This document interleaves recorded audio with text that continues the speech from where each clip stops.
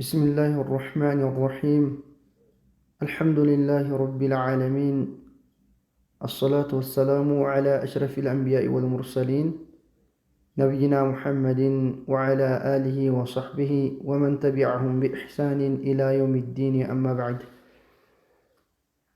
إن شاء الله يا الله سبحانه وتعالى فقالوا كهنا بزج كتاب ትምህርታችን እንቀጥላለን። ከዚህ በኋላ ባሉት ተከታታይ ክፍሎች ማለት ነው። ኪታቧ እዚህ ጋር ስሟን እንደምናየው ሪያዱቱል ሊሳኒ ዐለ ኑጥቂ ቢአሕሩፊል ቁርአኒ የምትል ኪታብ ናት ማለት ነው። ከስሟ እንደምንረዳው ሪያዱቱል ሊሳን ምላስን ማለማመድ ማለት ነው። ምላስን ማለማመድ ምን ላይ ነው የምናለማምደው? ዐለ ኑጥቂ በመናገር ላይ ያኔ ንግግርን በመደጋገም ላይ ቢአሕሩፊል ቁርአኒ በቁርአን ላይ ባሉ ፊደላቶች ማለት ነው። አሕሩፍ ጀምዑ ሐርፍ ፊደላቶች ቁርአን ላይ ባሉ ፊደላቶች ላይ ንግግርን በመደጋገም ደጋግሞ እነሱን በማለት በዛ ምላስን ማለማመድ ነው። ዓላማው ምንድን ነው? ምላሳችንን ለቁርአን ንባብ ማለት ማሰልጠን ማለት ነው።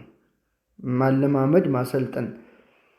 ስሟ ራሱ ሪያዱቱል ሊሳን የሚለው ያው ምላስን ማሰልጠን ማለማመድ ማለት ነው። ስለዚህ ለተጅዊዳችን ይረዳን ዘንድ ቁርአን ላይ ያሉ ፊደላቶችን ደጋግሞ በማለት በተለይ ፊደላቶቹ ሲመጡ ለምሳሌ ለምላስ የሚያስቸግሩ ቋንቋችን አማርኛ ከመሆኑም ጋር እናት ቋንቋችን ላይ ወይም ደግሞ አማርኛ ላይ የሌሉ ፊደላቶች አሉ። ለምሳሌ በተለይ እነዚያ ፊደላቶች በደንብ ደጋግመን ማለት አለብን። ቁርአን ላይ የእኛን ቋንቋ ፊደላቶች እየተካን ለምሳሌ ሓን በሃ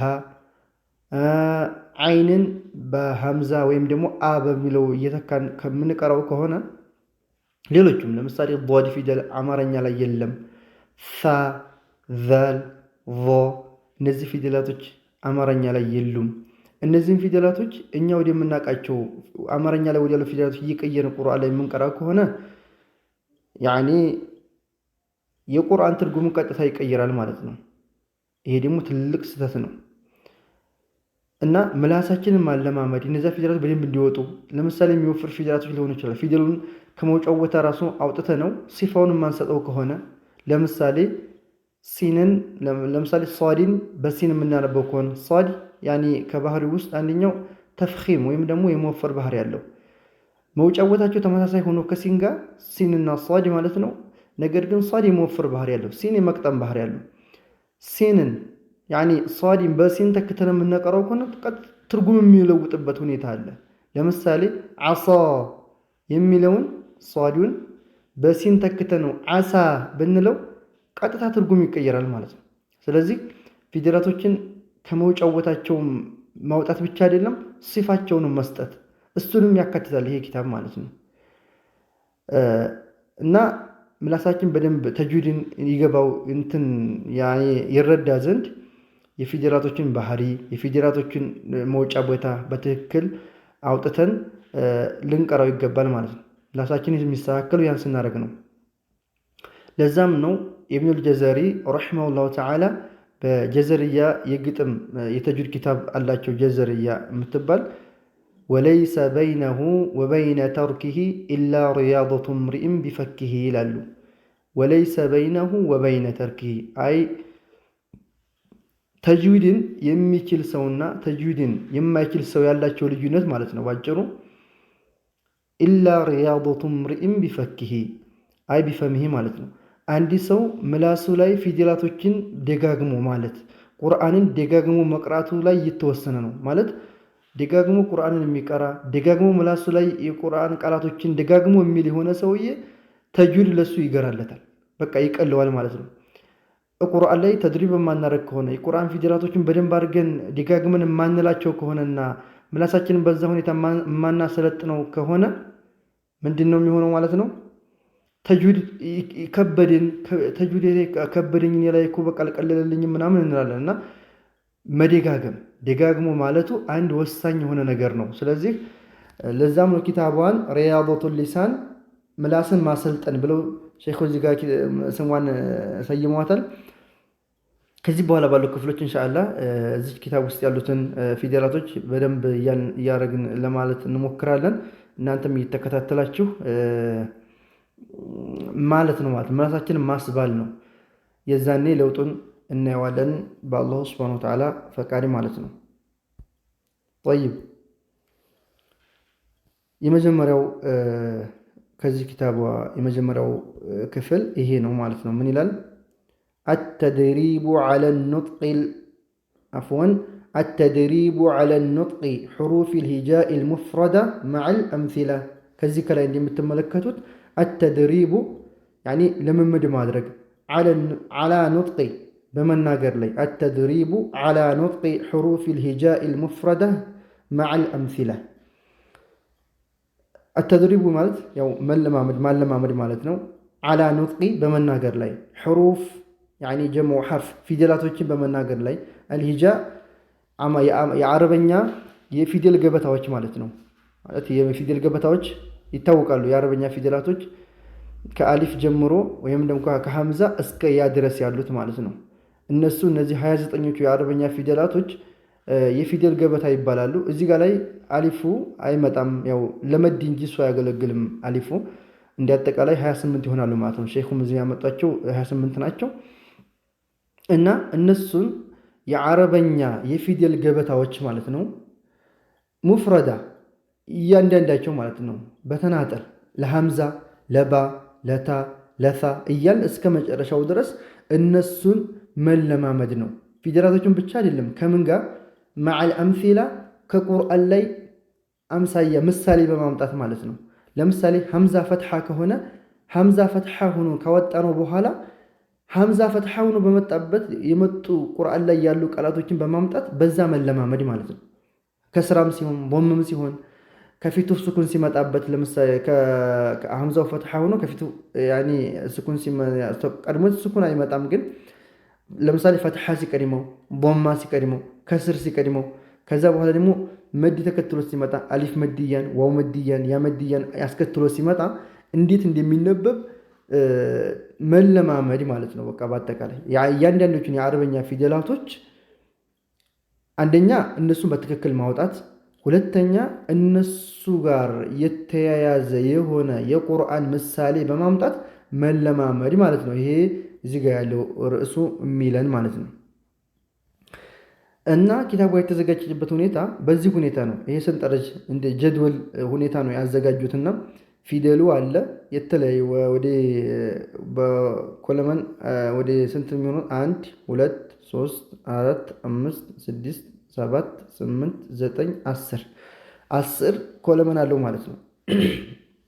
ሰንጠረዡ ላይ ያኔ 10 ሁኔታ አለው ማለት 10 የተለያዩ ሆኑ እንትኖች አሉት ማለት ነው። እነዚህ የምታያቸው ቦክሱ ሰንጠረዡ ውስጥ ያሉት ምን ናቸው ከተባለ እነዚህ 10ዎቹ እስከታይ ድረስ ፊደላቶቹ መጨረሻ ድረስ ከሐምዛ ጀምረን እስከ ያ ድረስ እንሄድ እነዚህ 10 ሁኔታ አለው ማለት ነው። ምንድን ነው ያዘው እያንዳንዱ ኮለመን ላይ ያሉት ብንል የመጀመሪያው አልሐርፍ ነው።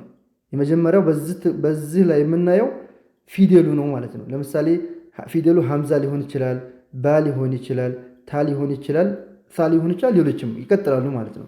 የመጀመሪያው የምናየው አልሐርፍ ፊደሉ ነው። ሁለተኛው ሳኪኑን ቀብለሁ ፈትሕ ፊደሉ ስኩን ሆኖ ማለትም እኛ ተድሪብ ልናደርገው የፈለግነው የሆነው ፊደል ስኩን ሆኖ ማለት ነው። ቀብለሁ ፈትሕ ከሱ በፊት ፈትሐ ሲመጣ ማለት ነው። ለምሳሌ ሐምዛው ስኩን ሆኖ እዚህ ጋር ሐምዛ ስኩን ነው። ለምሳሌ ከፊቱ ፈትሐ ሲመጣ በሁለተኛው ላይ የምናየው ሳኪኑን ቀብለሁ ከስር ስኩኑ ነው ፊደሉ ከሱ በፊት ከስራ ሲመጣ በዚህ ትክክል የምናየው ፊደሉ የምንለማመደው ፊደል ስኩን ሆኖ ቀድሞት ከስራ ሲመጣ ማለት ነው። በዚህ ትክክል የምናየው እስከ መጨረሻው ድረስ ፊደሉ ስኩን ሆኖ ከፊቱ ከስራ ሲመጣ ማለት ነው። ቀጣዩ በዚህ ትክክል የምናየው ደግሞ ሳኪኑን ቀብለሁ ضም ፊደሉ ስኩን ሆኖ አይ ተድሪብ የምናደርገው ፊደል ስኩን ሆኖ ምን ለማመድበት ፊደል ስኩን ሆኖ ከፊቱ ምን ሲመጣ ቦማ ሲመጣ እዚህ ጋር የምናየው ከፊቱ ቦማ ሲመጣ ያለው ምሳሌ የያዘ ነው ማለት ነው ለእያንዳንዱ ፊደላቶች። በዚህ ትክክል ደግሞ የምናገኘው መፍቱሑን ፊደሉ ፈትሐ ሲሆን ማለት ተድሪብ የምናደርገው ፊደል ወይም የምንለማመደው ፊደል ፈትሐ ሆኖ ሲመጣ ከዛ ከቁርአን ላይ ያሉትን ምሳሌዎችን ይዞ ይመጣል ማለት ነው። እሱን እንለማመዳለን። ቀጣዩ በዚህ ትክክል ያለው ደግሞ መክሱር ያኒ ከስራ ሲሆን ፊደሉ ከስራ ሲሆን እንዴት ይነበባል ምሳሌውስ ምንድነው የሚለውን ነው በዚህ ትክክል የምናየው። ቀጣዩ ያለው ደግሞ በዚህ ያለው መድሙሙን ፊደሉ ዶማ ሲሆን እንዴት ይወጣል ነው። እንዲሁም ደግሞ ከቁርአን ላይ ያሉ ቃላቶችን ሲመጡ ተድሪብ የምናደርግበት ዶማ ሲሆን ነው ፊደሉ በዚህ ትክክል ያለው። ቀጣዩ ደግሞ መፍቱሑን መምዱዱን ፈትሐ ሆኖ ሲሳብ ማለት ነው። ፈትሐ ሆኖ ሲሳብ ማለት የምንለማመደው ፊደል ፈትሐ ይሆንና ስንስበው ማለት ነው። ለምሳሌ ፈትሐ የሆነ ፊደል ስንስበው አሊፍ መድያን ያመጣል። እንደሚታወቀው ያው የመድ ፊደላት ሶስት ናቸው። አሊፍ መድያ፣ ያ መድያ፣ ዋው መድያ የሚባሉት ናቸው ማለት ነው። አሊፍ መድያን የምናገኘው ፈትሐን ስንስበው ነው። ለምሳሌ ባን ፈትሐ ሆኖ ስናነበው ፈትሐ ባ ይሆናል።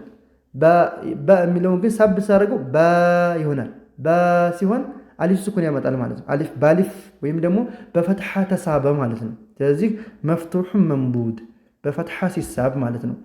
ቀጣዩ ደግሞ መክሱሩን መምዱድ ከስራ ሆኖ ሲሳብ ማለት ነው። ደግሞ በከስራ መድ ሲሳብ ከስራ መድ ማለት ያመድያ በያመድያ ሲሳብ ማለት ነው። ለምሳሌ ሐምዛ ከስራ ኢ ያልነውን እዚህ ጋር ላይ ኢ ያለችዋን ሳብ በመናረጋት ምን ይሆናል? ኢ ይሆናል።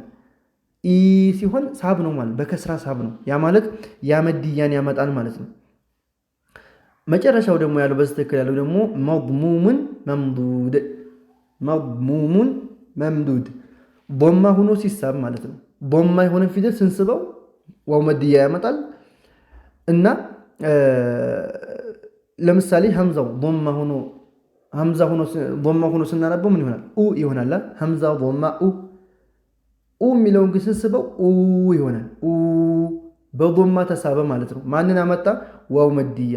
እነዚህ ባሊፍ መሳብ በፈትሐ መሳብ በከስራ መሳብ አንዲ ፊደል ማለት ነው። እንደዚሁም ደግሞ በዶማ መሳብ የሚሉትን ነው ማለት ነው የሚይዝልን። ሐምዛ ከሆነ ፊደሉ የሚሳበው ያው መዱል በደል ይሆናል።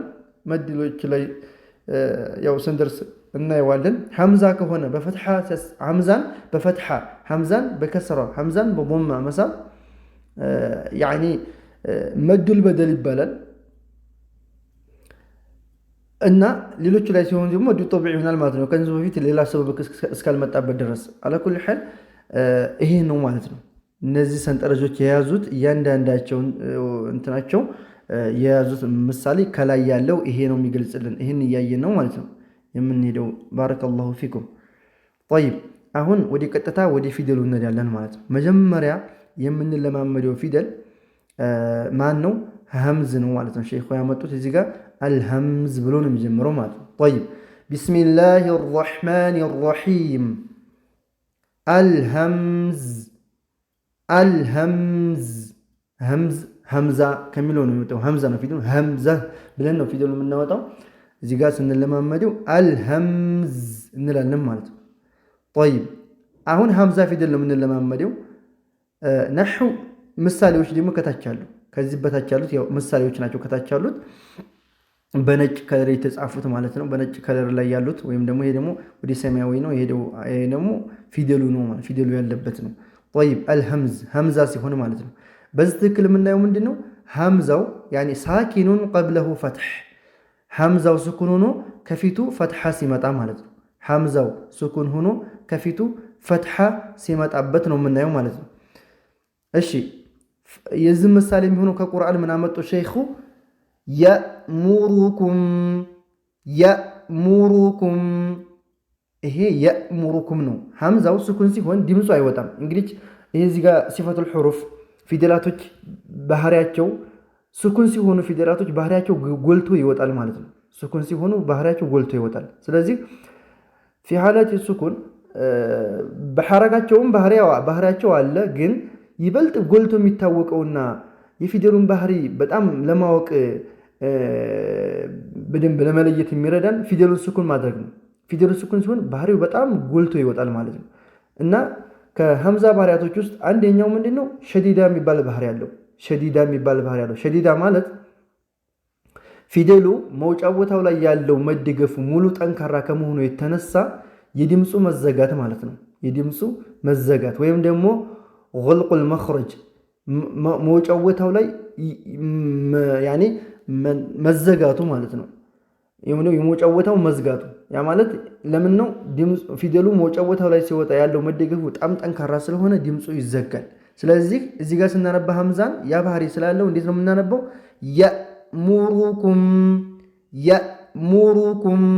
እዚህ ጋር ራዶማ ናት ተወፍራለች። ሌሎቹንም ፊደላቶች በደንብ ማለት አለብንና ሐምዛን ብቻ ሳይሆን ሌሎቹን በትክክል ማውጣት በትክክል ማለት አለብንና ራዶማ ናት ተወፍራለች። የእሙሩ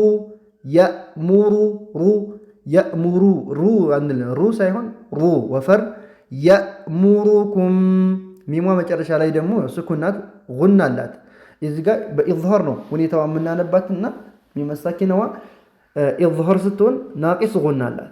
ያኔ ትንሽ ያነሰ የሆነ ጉና ማለት ነውና ጉናዋን ማውጣት አለብን። ዝም ብለን የእሙሩኩም ሳይሆን የእሙሩኩም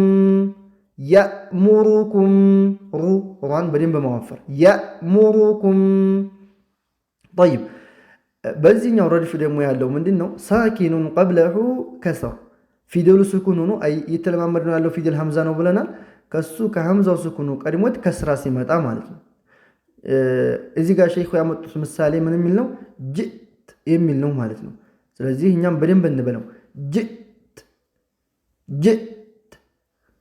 እቺ ሐምዛዋ አሁንም ድምጿ ይዘጋል፣ አትወጣም። ጅእት አንልም። እዚህም ጋር የእሙሩኩም አንልም ማለት ነው። የእሙሩኩም ነው። እዚህ ጋርም ስኩን ናት፣ እዚህም ጋር ራሷም ስኩን ናት ሐምዛዋ ማለት ነው። ስለዚህ እዚህም ጋር ጅት ብለን ሐምዛዋ ሙሉ ለሙሉ ድምጿን እንዘጋታለን ማለት ነው። ታዋ ደግሞ እዚህ ጋር ያለችው ሀታ ይህን ኪታብ ስንቀራ እስከ መጨረሻው የቃሉ መጨረሻ እያቆምን እንደሆነ ነው የምናስበው ማለት ነው። ቃዒደቱን ኑራንያ ስንቀራ ለምሳሌ ቀጥለን እንደምንቀራ እያሰብን ነው የምንቀራው ማለት ነው። እያንዳንዱ ቃላቶቹን ቀጥለን እያነበብን ቁርአን ላይ ቢሆን ቀጥለን እያነበብን እንዲሆን አስበን ነው። እዚህ ጋር ላይ ግን እያቆምን መሆን አለበት ማለት ነው። መጨረሻ ቃሉ መጨረሻ ላይ እያቆምን ነው መሆን ያለበትና እዚህ ጋር ላይ አሁን ታ ሱኩናት አፍወን ፈትሐናት አስሏ ሐረካዋ ማለት ነው። ግን ስናቆም ምን ትሆናለች? ስኩን ትሆናለች ማለት ነው። ምክንያቱም አረቦች በስኩን አይጀምሩም፣ በሐረካ አያቆሙም ማለት ነው። ሲያቆሙ በምንድን ነው? በስኩን ነው። ሲጀምሩ ደግሞ በሐረካ ነው ማለት ነው። በፈትሐ ወይም ከስራ ወይ በዶም። እዚህ ጋር ስኩን ስናደርጋት ታን እሷም ባህሪ ያላት ፊደላቶች ስኩን ሲሆኑ ባህሪያቸው ጎልቶ ይወጣል ብለናል። ምን ባህሪ ያላት? የድምፅ መዝጋትና የትንፋሽ መለቀቅ ባህሪ ያላት ያኒ አሽደቱ ወልሀምስ ማለት ነው። ግን በቅደም ተከተል ነው። ድምጿን እንዘጋትና ትንፋሿን እናወጣታለን። እንዴት? ጅት። አሁን በአንድ ጊዜ ጅት አላልኩም። ታ ላይ ልብ ካል ነው ጅት የሆነ መካከል ላይ የቆየውበት አለ። ታ ላይ ስደርስ ጅት። በነገራችን ላይ ሐምዛውም ሸዲዳ ባህር ያለው ታም ሸዲዳ ባህር ያለው እና ከዛ በኋላ ነው ታዋ የሐምሷን ባህር የምናወጣውና በአንድ ጊዜ ጅት ሳይሆን ጅት እንበለው ማለት ነው። በዚህ ሁኔታ ነው።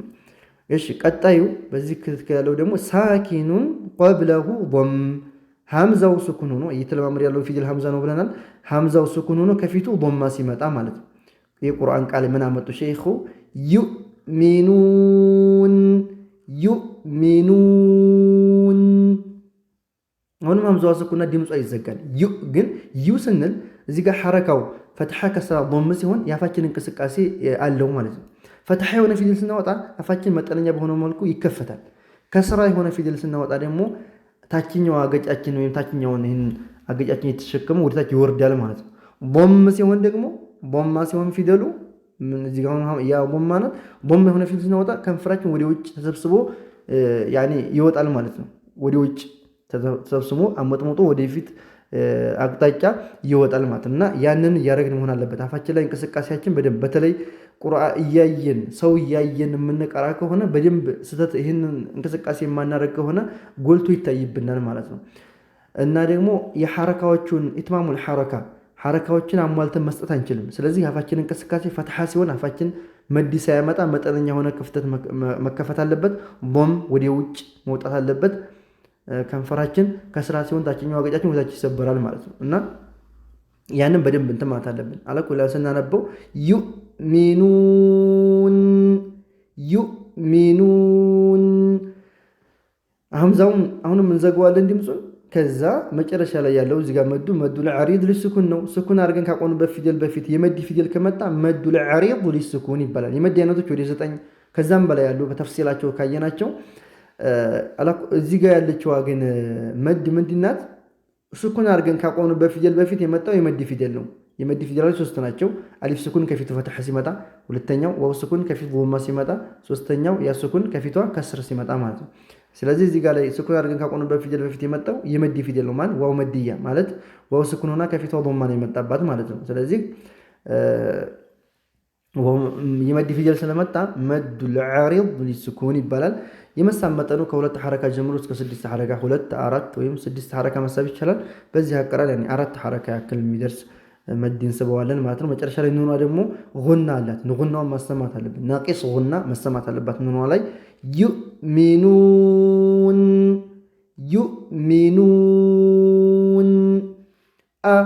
እዚህ ጋር ደግሞ ሀምዛው ፈትሐ ሲሆን ነው መፍቱሑን ያልከላይ አይደል ፊደሉ ፈትሐ ሲሆን ሀምዛ ፈትሐ እንላለና ቃይዳ ስንቀራ እንደዛ ነው ያለው።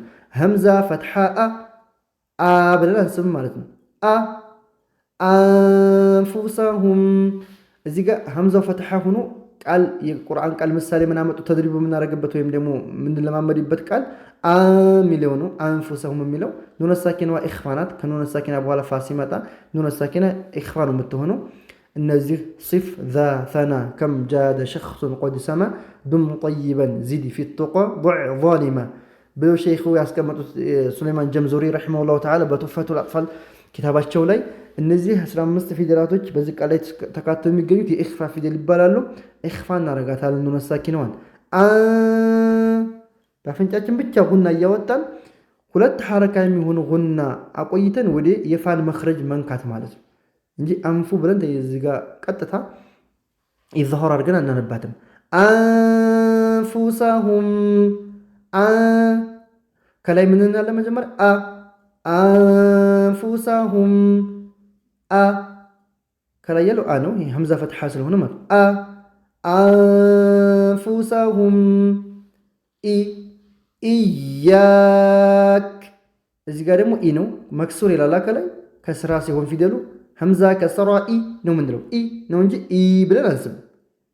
ሐረካ ከመጠኑ በላይ የምንሰጠው ከሆነ መድ ያመጣብናል። ለምሳሌ ሐምዛ ከሰራ ኢ መሆኑ ሲገባው ሐምዛ ከሰራ ኢ ካልኩት ይሄ መድ እያለው ልክ አይደለም።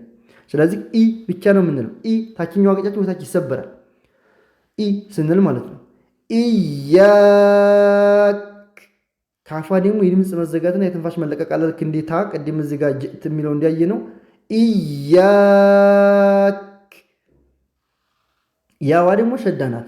ሸዳ ፊደል 2 ፊደል ይዞታል ራሱ ሸዳው ፊደል የ2 ፊደል ድምር ነው የሱኩኑና የሙተሐሪኩ። ስለዚህ ኢያ ቶሎ ኢያ ብለን ዝግት አይደለም ቶሎ ኢያ ኢያክ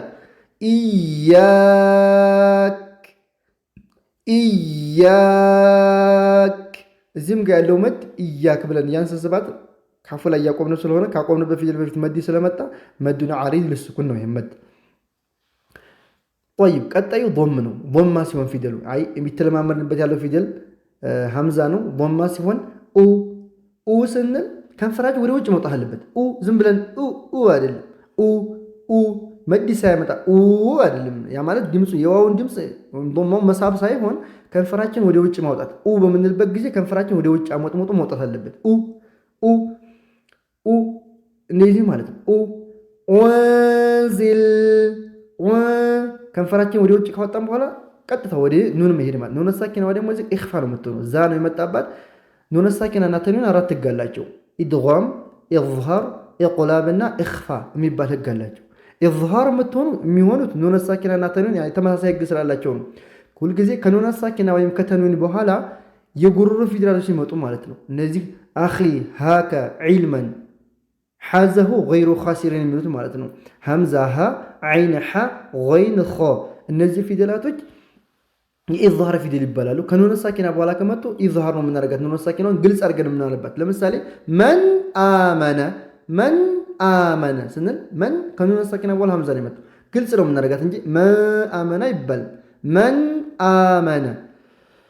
ሌላው ኢድጋም ነው። ኢድጋም ከኑነ ሳኪናና ከተንዊን በኋላ የሩ ሙሉን ፊደላቶች ሲመጡ ማለት ነው። ያ፣ ራ፣ ሚም፣ ላም፣ ዋው፣ ኑን እነዚህ ፊደላቶች ከመጡ ኢድጋም ነው ህጓ ማለት ነው። በቃ ይህንን ቃዒዳ ይዘን ነው ኢድጋም ኢኽፋ የምናደርገው። ሶስተኛው ህግ ደግሞ ምንድን ነው? ኢቅላብ ነው። ኢቅላብ ከኑነ ሳኪና ወይም ከተንዊን በኋላ ባ ፊደል ከመጣ ኢቅላብ ነው ህጉ ማለት ነው። ለምሳሌ ቢዘንቢሂም፣ ቢዘንቢሂም ዘንቢሂም ነበር አስሉ ዘንቢሂም፣ ግን ከኑን ስኩን በኋላ ባ ስንመጣ ቢዘንቢሂም። አራተኛው ህግ ደግሞ ኢኽፋ ነው። ኢኽፋ ግን 15 ፊደላቶች አሉት ማለት ነው።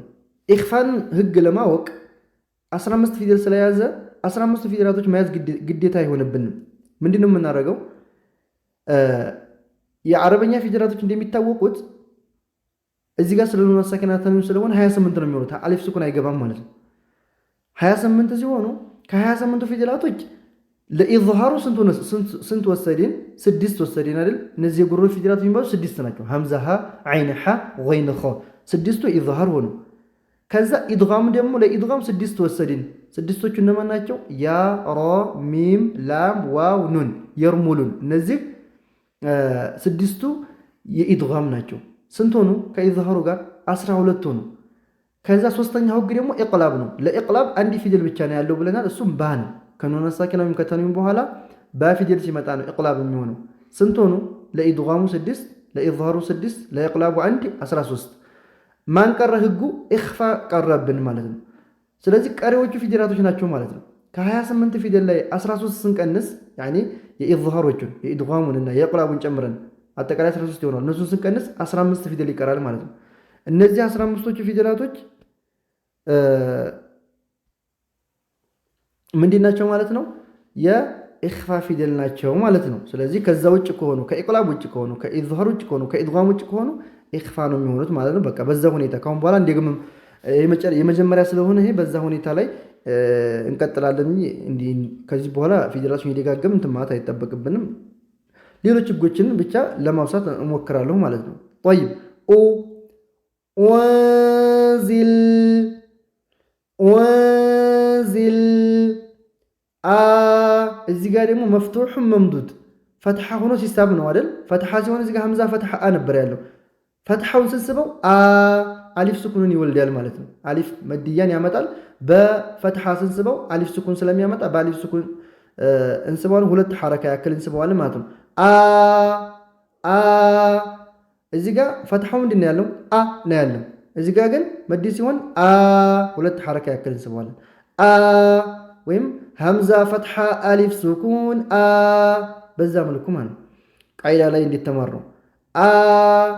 አመኑ አመኑ 2 ሐረካ መሳብ አለብን። ሐምዛ በዚህ ሁኔታ ላይ ሲመጣ ቁርአን ላይ ፊደላቶቹ በዚህ ሁኔታ ላይ ሲመጡ በደንብ አድርገን ይህን ተድሪብ ካደረግን በኋላ በዚህ ሁኔታ ሲመጡ ቁርአን ላይ በትክክል ማለት አለብን ነው ዓላማውም እሱ ስለሆነ እዚህ ጋር ላይ ለምሳሌ አመኑ ብለን አምጥተን ቁርአን ላይ ሲመጣ ዝም ብለን አመኑ ብለን ብናነበው ልክ አይደለም። መሳብ አለብን። እዚህ ጋር መሳብ አለበት እያለ ነው። አመኑ እዚህ ጋር በያስኩን ሂሳብ ነው መክሱሩን መምዱድ በከስራ ሲሳብ ማለት ነው ይሆናል። ኢማና ኢማና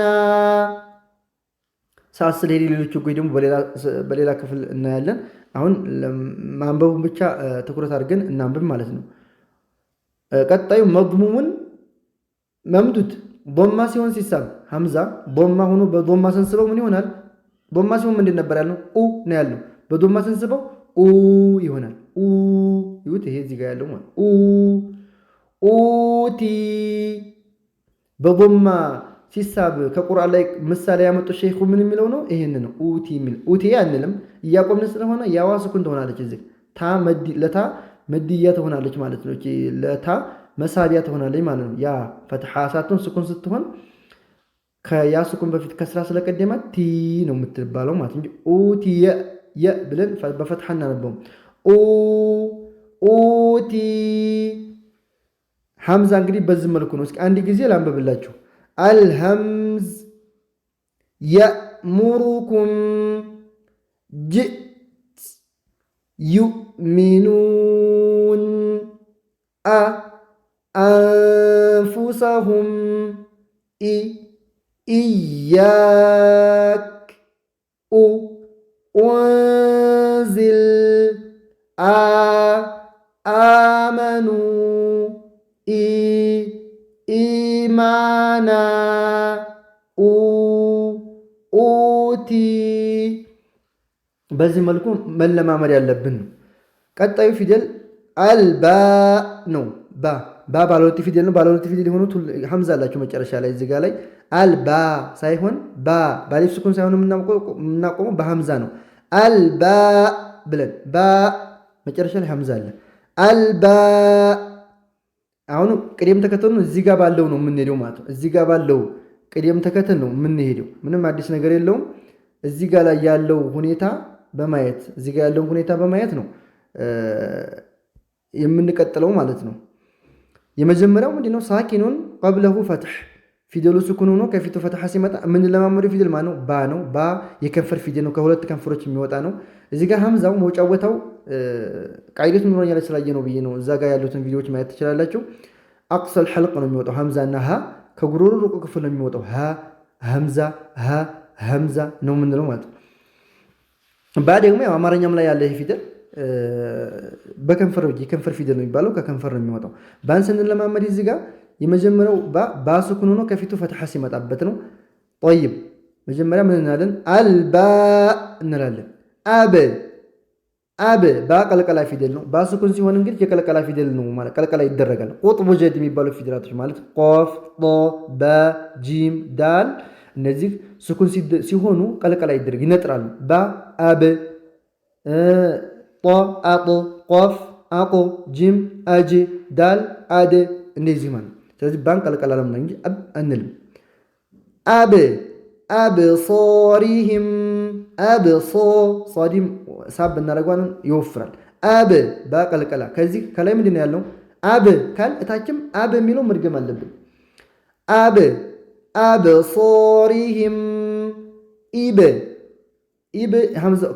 ባው ስኩን ሆኖ ከፊቱ ከስራ ሲመጣበት ነው። ደግሞ እዚህ ጋር ላይ ኢብሊስ ሲኗ የሐምስ ባህሪ ያላት ትንፋሽ መጨረሻ ላይ ትንፋሽ መለቀቅ እንደዚሁም ረኻዋ የድምፅ መለቀቅ ባህሪ ስላላት እሷን በደንብ ማውጣት አለብን። ኢብሊስ እንደዚህ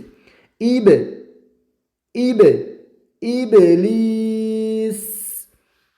እዚህ ጋር በቀይ ከለር የተቀመጡበት ፊደላቶቹ በቀይ ከለር የመጡበት ምንድን ነው የምንለማመደው ፊደል ማለት። አሁን ለምሳሌ እዚህ ጋር ፊደሉ ስኩን ሆኖ ከፊቱ ከስራ ሲመጣ የሚለው ፊደሉ ስኩን ሆኖ ከፊቱ ከስራ የመጣበት ምን ሆኗል? በቀይ ተጽፏል ማለት ነው። በቀይ የተጻፈበት ከላይ የምንለማመድበት ፊደል በቃሉ የመጣው የምንለማመድበት ፊደል ማለት ነው። እና ቀዩ የተቀመጠው ለዛ ነው። ቀጣዩ ኡበ ባስኩን ሆኖ ከፊቱ ዶማ ሲመጣ ማለት ሳኪኑን ቀብለሁ ዶማ ብሏል። እዚህ በቃ ባው ስኩን ሆኖ ከፊቱ ዶማ ሲመጣ ማለት ነው።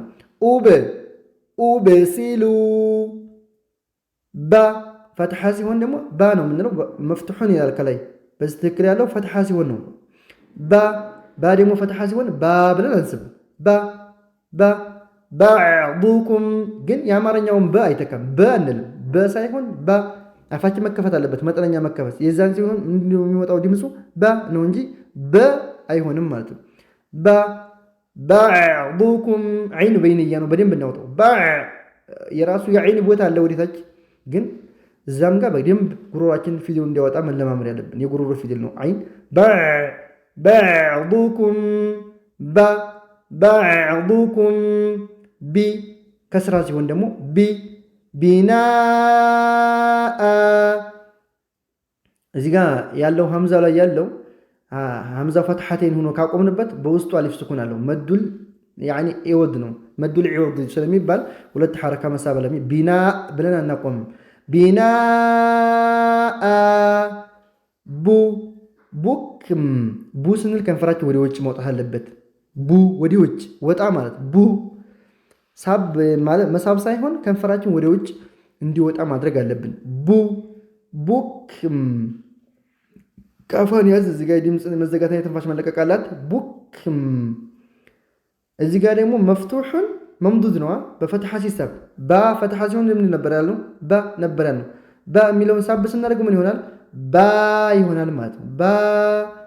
ባ ባሮክና ሮ ትወፍራለች። ፈትሐና ሮ በደንብ መዋፈር።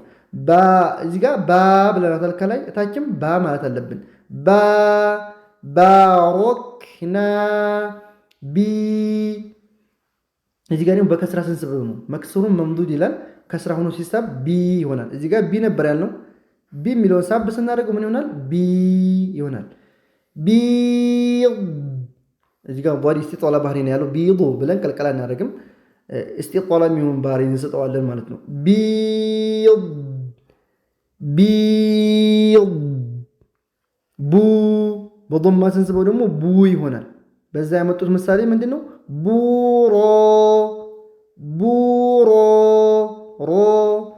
ሮ መወፈራል በስንስባት። ጠይብ ቀጣዩ ፊደል ደግሞ አታ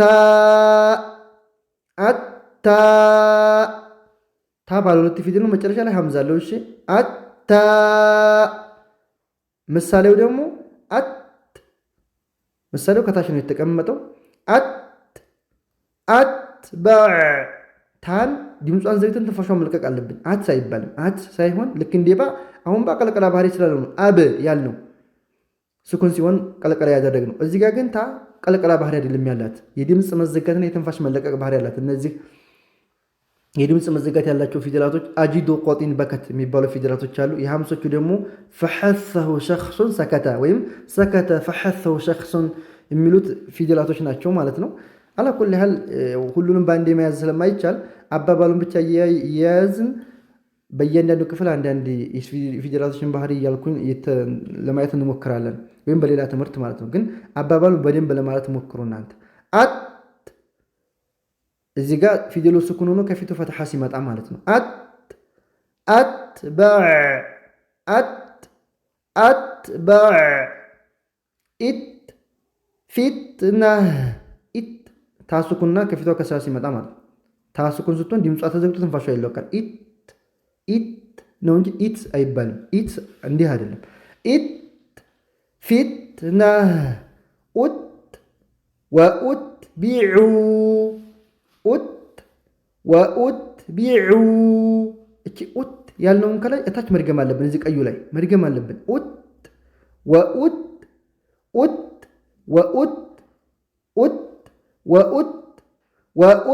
ቢዑ ታ እዚህ ጋር ደግሞ ፈትሐ ሲሆን ነው። ታክቱሙን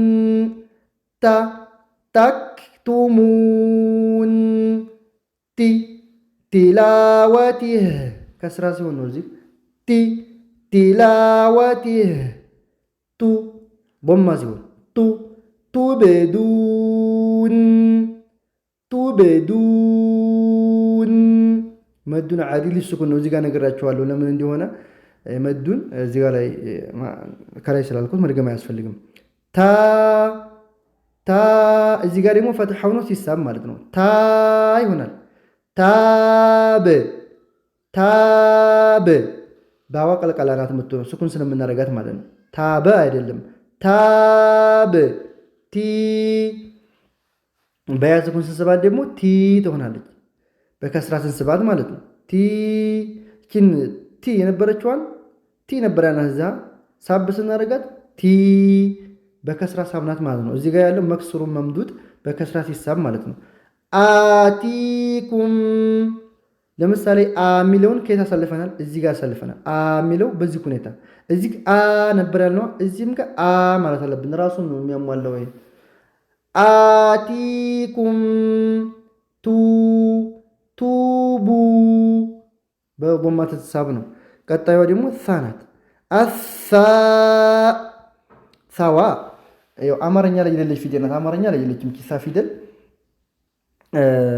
እንዴት ነው የምላሳችን ጫፍ ከላይኛው ፊት ጥርሳችን ራሱን ማለት ነው ወይም ደግሞ የምንነክስበትን ቦታ ሲነካ ጥርሳችን የምንነክስበት ቦታ ከላይኛው ፊት ጥርሳችን የምንነክስበት የሆነው ቦታ ምላሳችን ላይ ሲደገፍ ማለት ነው። አስ አስ ሐምዛውን ፈትሐ አድርገን ፊደሉን ስኩን ስናደርገው መለማመድ ነው። አስ ኢፍ ኡስ ከሳ ጋር አብረው የሚወጡ ፊደላቶች አሉ። ሳ ጂም አፍወን ሳ ዛልና ዟ ናቸው። ሳ ዛልና ዟ እነዚህ ሶስቱ ፊደላቶች ተመሳሳይ ቦታ ነው የሚወጡት። በዚህ ሁኔታ ላይ ፊደላቶች ይመጡ። አማርኛ ላይ ያለው ፊደላቶች በተለይ ምላሳችን ላይ አውጥቶታል አላወጣውም ብለን ትኩረት ማድረግ አለብን ማለት ነው። አማርኛ የለመድነው በሲን እየተካን እንዲያናነበው ነው። አማርኛ ላይ ያለችዋን የምተካት ፊደል ሲን ናት እንጂ ሳ አይደለችም። ሳና ሲን መውጫ ቦታቸው ይለያያል። ስለዚህ እችን በደንብ ማውጣት አለብን ማለት ነው። ቃይዳ ላይም ክፍል አንድ ላይ በሰፊው ለማውራት ሞክሬያለሁ። እዛ ጋር ማየት ትችላላችሁ። አሳ አሳ አስ ፊደሉ ስኩን ሆኖ ከፊቱ ፈትሐ ሲመጣበት አስ አስመሩ አስመሩ ሳ ስኩን ናት ከፊቷ ፈትሐ ሲመጣባት ነው። እዚህ ጋር አስመሩ ከላይ አስ ያልነውን እታችን መድገም አለብን። አስመሩ ኢፍ ኢስማ ኢፍ ሳ የትንፋሽ መለቀቅ የድምፅ መለቀቅ ረኻዋ ሀምዝ ባህሪ ያላትና እሱም በደንብ መስጠት አለብን። ኢስማ እዚህ ጋር መዱል ዒወድ ነው። ይሄ መዱል ዒወድ ማለት ፈትሐተይን ሆነ ፊደል ላይ አሊፍ ስኩን ኑሮት ስናቆምበት ማለት ነው። እዚህ ጋር አሁን ይሄ ፊደል ሚማ ፈትሐተይን ናት፣ አሊፍ ስኩን አላት፣ ደግሞ አቁመንባታል። ስለዚህ ይህንን መስፈርት ካሟላ መዱል ዒወድ ይባላል። መዱል ዒወድ ዛሬ ሁለት መድ መያዝ አለባቸው። እዚህ ክፍል ላይ መዱን ዐሪድ ለስኩን ነገራቸዋለሁ። ስኩን አድርገን ካቆምበት ፊደል በፊት የመድ ፊደል ሲመጣ ነው ብለናል። ሁለተኛው ደግሞ መዱል ዒወድ ነው። አሁን የነገርኳችሁ መዱል ዒወድ ማለት ፈትሐተይን በሆነ ፊደል ላይ አሊፍ ስኩን ኖሮት ስናቆምበት ማለት ነው። ፈትሐተይን በሆነ ፊደል ላይ አሊፍ ስኩን ኖሮት ስናቆምበት የሚገኝ መዱል ዒወድ ይባላል። የመሳመጥን ሁለት ሐረካ ያክል ሁለት ሐረካ እንስበዋለን። ኢስማ ኡስ አልውስቆ ኡስ ለሚለው ከዚህ ጋር ላይ ቀዩ ነው የምናየው። ሳልስኩና ከፊቷ ዶማ ሲመጣ የቃሉ ምሳሌ የመጣባት ይሄ ምሳሌ ነው። አልውስቆ አልውስቆ ሳ ፈትሐ ሲሆን ሳ ሰማና ኑን ላይ ያለው መድ ምንድን ነው? አሁን ምንድን ነው? መዱል ዒወድ ነው። እዚህ ጋር ነገራቸዋለሁ። ፈትሐተይን የሆነ ፊደል አሊፍ ስኩን ኖሮ ስናቆምበት ማለት ነው። ሰማና ፊ የሳ ድምፅ መሰማት አለ በደንብ ሳ ሰማና ፊ አፊማ ፊ ሳዋ ከስራ ስትሆን አፊማ። እዚህ ጋር ያለው መድ ደግሞ መዱል በደል ይባላል። መዱል በደል ሐምዛን በፈትሐ መሳብ በضم መሳብ በከስራ መሳብ መዱል በደል ይባላል። ሁለት ሐረካ ይሳባል።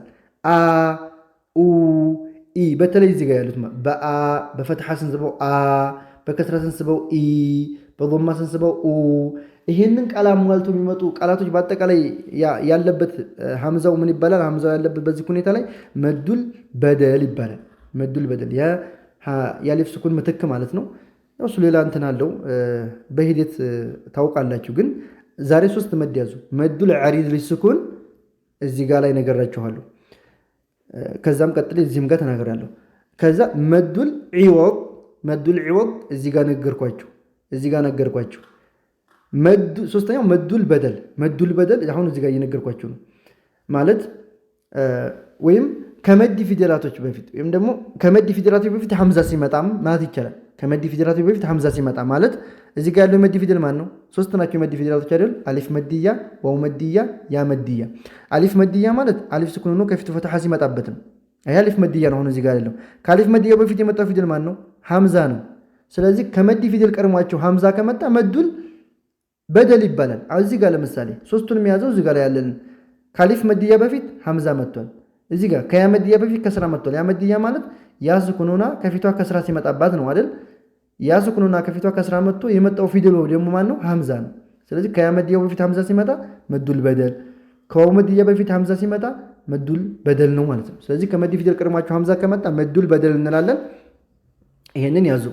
ሲ አሲማ ሱ ሱቡሮ ሮን ማወፈር በደንብ ሱቡሮ ሳሊስ ሳሊስ ሳም በደንብ መሳብ በፈትሐ እንስባታለን እና መቆሚያውን ሳ ስለሆነች በደንብ ትንፋሿን መልቀቃለን። ሳሊስ ሲ ከሲባ ይሄ መድ መመድ ነው መመድ ነው። መዱን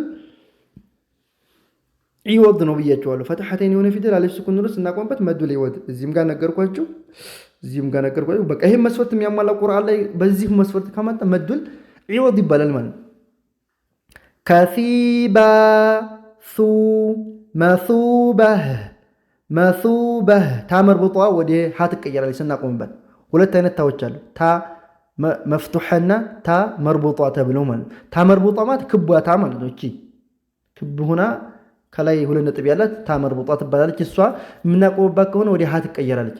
ታ መፍቱሐዋ ግን እቺ እዚህ ጋር ያለችው ታ ማለት ነው። እኛ አይቶታ ቺታ ቺ ብናቆምም ብንቀጥልም ተብላ ነው የምትነበበው፣ ወደ ሀ ትቀየርም ማለት ነው። طيب ሱ መሱባህ ይህን ይመስላል የዛሬው። በአጠቃላይ እነዚህ አራት ፊደላቶች አይተናል። ሐምዛን ባን ታንና ሳን ማለት ነው። አንድ ጊዜ ንባቡን ብቻ አድርገምላችሁ ትለማመዱት ዘንድ ማለት ነው። ከዛ እንጨርሳለን ማለት ነው። አልሀምዝ የእሙሩኩም ጅት ዩእሚኑን አፉን አይሰብም አንፉሰሁም ኢያክ ወንዝል አመኑ ኢማና ኡቲ አልባ አብ አብሶሪህም ኢብሊስ ኡብሲሉ ባዕዱኩም ቢናአ ቡክም ባሮክና ቢድ ቡሮ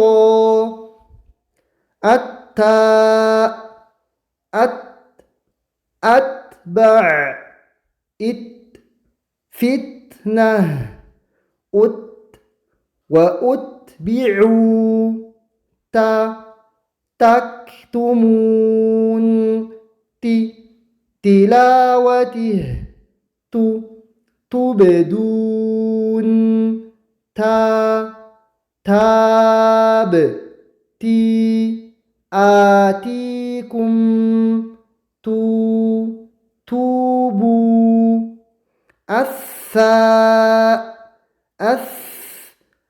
أثمر إثما الوثقى ثمنا في آثما ثبورا ثالث في كثيبا مثوبة. إني مسألة لزارة مرتاج. هذا والله أعلم، وصلى اللهم على نبينا محمد وعلى آله وصحبه أجمعين.